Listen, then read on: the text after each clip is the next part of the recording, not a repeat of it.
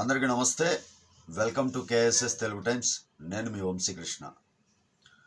జలుబు వల్ల గొంతు కొంచెం థ్రోట్ ఇన్ఫెక్షన్ లాగా ఉందండి. వాయిస్ సరిగా అర్థం కాకపోతే ఈ ఒక్క వీడియోకి కొంచెం మన్నించండి. వీడియో నచ్చితే ఖచ్చితంగా లైక్ చేయండి, ఛానల్కి సబ్స్క్రైబ్ చేయండి ప్లీజ్. ఛానల్కి ఎంతమంది లైక్స్ చేసి ఎంతమంది సబ్స్క్రైబ్ చేస్తే అంత బాగా గ్రోత్ అవుతూ ఉంటుంది. ఇంకా మంచి మంచి వీడియోస్ మీ ముందుకు తీసుకొచ్చే ప్రయత్నం అయితే చేస్తాను.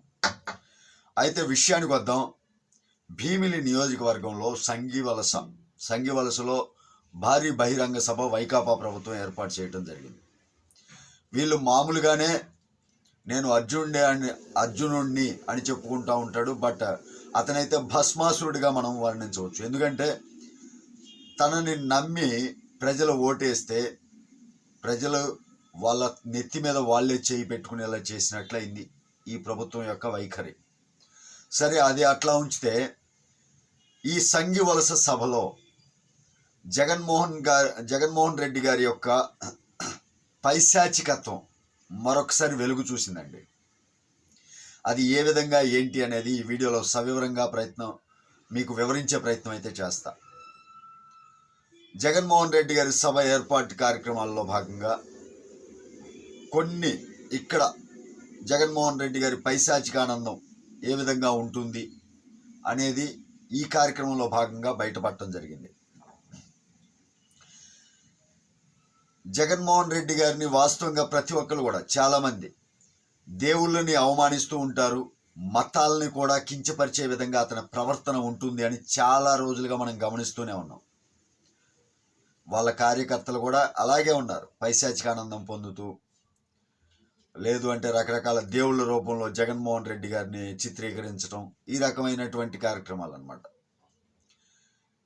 అదే క్రమంలో మొన్న సంక్రాంతికి మనం చూడటం జరిగింది. ఏ రోజు కూడా తన సతీమణిని తీసుకొని సాంప్రదాయబద్ధంగా గుడికి వెళ్ళినటువంటి జగన్మోహన్ రెడ్డి తిరుపతి టెంపుల్ని దాదాపుగా 5 కోట్ల రూపాయలు ఖర్చు పెట్టి తన యొక్క తాడేపల్లి కొంప దగ్గర సెటప్ని వేయించుకోవడం జరిగింది.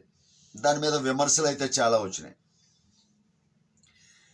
తనే కాదండి, తన యొక్క మానసిక స్థితిని డాక్టర్ దగ్గర చూపించుకుంటే బెటర్ ఏమో అనిపిస్తుంది ఈ సంగివలస సభ చూసిన తర్వాత. ఇది నేను ఎందుకు అంటున్నానంటే, తను ఏ విధంగా అయితే మానసిక క్షోభకి గురై, అంటే ఎందుకు క్షోభకు గురయ్యాడు అంటున్నానంటే, తెలుగుదేశం పార్టీ, జనసేన పార్టీ మిత్రపక్షంగా మారిపోయినాయి. దానికి తోడు కాంగ్రెస్ పార్టీ ఇప్పుడు ఒకటి తనకి అడ్డుగా నిలబడుతుంది. తన చెల్లి అయినటువంటి షర్మిలానే తనకి పోటీగా దించి పిసిసి అధ్యక్షురాలిగా చేసి తనకి ఎదురుగా నిలబెట్టి తనని తిట్టేలా చేస్తుంది. కాబట్టి కాంగ్రెస్ మీద కూడా అక్కస్సు.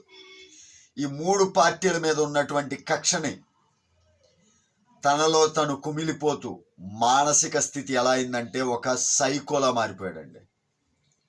దానికి నిదర్శనం సంగివలస సభలో అతను ఏర్పాటు చేసినటువంటి ఈ ఫోటో. ఒకసారి ఈ ఫోటో గమనించండి. చూస్తున్నారు కదా, ఈ ఫోటోలో పవన్ కళ్యాణ్ గారిది, చంద్రబాబు గారిది, అదే కాంగ్రెస్ వాళ్ళు సూటు బూట్ వేసుకుని హస్తం గుర్తుతోటి వ్యంగ్యంగా కార్టూన్ బొమ్మల మాదిరి ప్లగార్డులు ఏర్పాటు చేయటం జరిగింది. ఒక బొమ్మలు ఏర్పాటు చేయటం జరిగింది. సరే, బొమ్మలు ఏర్పాటు చేసి మెలల్లో బాక్సింగ్ బ్యాగులు పెట్టారండి. బాక్సింగ్ బ్యాగులు పెట్టి ఆ బొమ్మల్ని పిడిగుద్దులు గుద్దమని చెప్పాడు. పిడిగుద్దులు గుద్దుతూ ఎంజాయ్ చేస్తున్నాడు. కార్యకర్తలను, తన సైకోయిజాన్ని, తన యొక్క మానసిక లోపాన్ని కార్యకర్తల మీద కూడా రుద్దుతున్నాడు. కార్యకర్తలకు కూడా అంటగడుతున్నాడు. కార్యకర్తల్లో కూడా వాళ్ళల్లో ఉన్నటువంటి సైకోయిజాన్ని బయటికి లేపుతున్నాడు. పిడిగుద్దులు గుద్దమంటున్నాడు. అలా గుద్దిస్తూ ఉండి ఆనందం పొందుతూ ఉన్నారు వైకాపా నాయకులు, వైకాపా కార్యకర్తలు, నియోజకవర్గంలో ఉండేటటువంటి వైకాపాకి సంబంధించినటువంటి వాళ్ళు మొత్తం కూడా ఈ సైకోయిజంతోనే ప్రవర్తిస్తున్నారు. లేకపోతే ఏ సభలో అయినా సరే వాళ్ళ నాయకుల ఫోటోలు, వాళ్ళ నాయకులకు సంబంధించినటువంటి, ఆ కార్యకర్తలకు సంబంధించినటువంటి, పార్టీలో యాక్టివ్గా ఉన్నటువంటి నాయకుల యొక్క ఫోటోలు దర్శనమిస్తూ ఉంటాయి, మనకు వాస్తవంగా కనపడుతూ ఉంటాయి. ఏ పార్టీలో అయినా సరే, ఏ పార్టీ మీటింగ్ జరిగితే ఆయా పార్టీలకు సంబంధించినటువంటి నాయకుల ఫోటోలు, ఫ్లెక్సీలు కనపడుతూ ఉంటాయి.